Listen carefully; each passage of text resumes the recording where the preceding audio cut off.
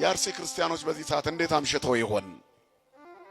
መከራ ውስጥ ያሉ ወገኖቻችን የሚደርስላቸው ያጡ፣ ካህናቱም ስራ በዛባቸው ወንድሞቻቸውን ሲቀብሩ ይውላሉ።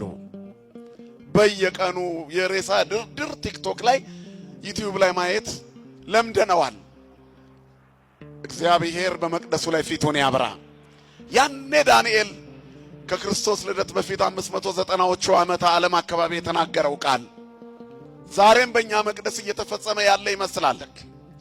ዘመኑ እስራኤላውያን ከበደልና ከኃጢአታቸው ብዛት የተነሳ ወደ ባቢሎን የተማረኩበት በናቡከደነጾር እጅ የወደቁበት ዘመን ነበር። ያለመታዘዛችን ውጤት ነው መርዶ እየሰማን እንድንውል የሚያደርገን። ትልቁ መልእክት ይትክበሩ ቤተ አቡየ ቤተ መስያት ነው። ራሳችንን ካስተካከልን እግዚአብሔርን እንደ ዳንኤል ልንለምነው እንችላለን። አሁን አምኖ የሚጸጸት ሰው ስለጠፋ ቤተ ክርስቲያን ሁል ቀን በፍርስራሽ ታሪክ ውስጥ አለች። በገዛ ደሙ የዋጃት መቅደስ በክብር መቆም አቅቷታል። የአዲስ ኪዳን ደም የፈሰሰላት መቅደስ አሁንም የሰዎችን ደም ማፍሰስ አላቆመችም። ደጇ ላይ የንጹሃን ደም እየፈሰሰ ይገኛል። እግዚአብሔር ፍትህን ከሰማይ ለሁላችንም ይላክልን። ይሄ ሁሉ ምናልባት አንደኛው መነሻዎች እኛስ ብንሆን የምንናገረው ንግግርና የምንኖረው ኑሮ ለእግዚአብሔር ያልተመቸ መስመራችን ለክፉዎች አሳልፎ ሰጥቶናል። እግዚአብሔር ፊቱን በሁላችንም ላይ ያብራ። እስራኤል ለእግዚአብሔር አልታዘዝ አሉ ይላል። እምቢ አሉ። በደላቸው በዛ፣ ኃጢአታቸው በዛ። መስመሩን ሳቱት። እግዚአብሔርን ከጣዖቶቻቸው በታች አደረጉት። ለእግዚአብሔር የሚገባውን ክብር ከለከሉት። በዝናብ አብቅሎ በፀሐይ አብስሎ እየመገባቸው እነሱ ግን ለቀረጹት ድንጋይ ወደ ማምለክ አዘነበሉ። ወደ ሥጋ ፈቃዳቸው ፊታቸውን መለሱ። ለእግዚአብሔር የሚታዘዝ መልካም ሰው ጠፋ። አልቦ ዘይገብር አለ ሰናይት።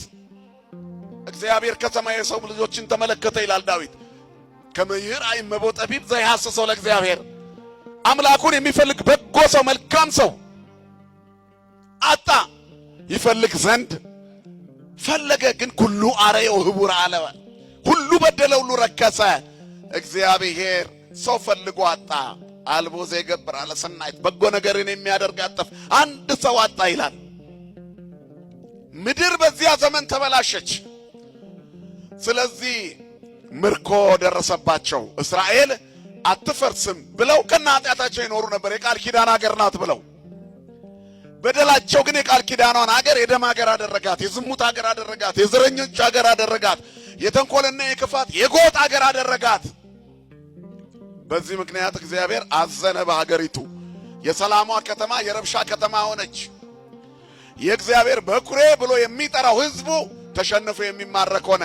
አለፈ ሲባል የሚያስፈራው ህዝብ ሰይፍ ይዞ እንኳን ማሸነፍ አቃተው።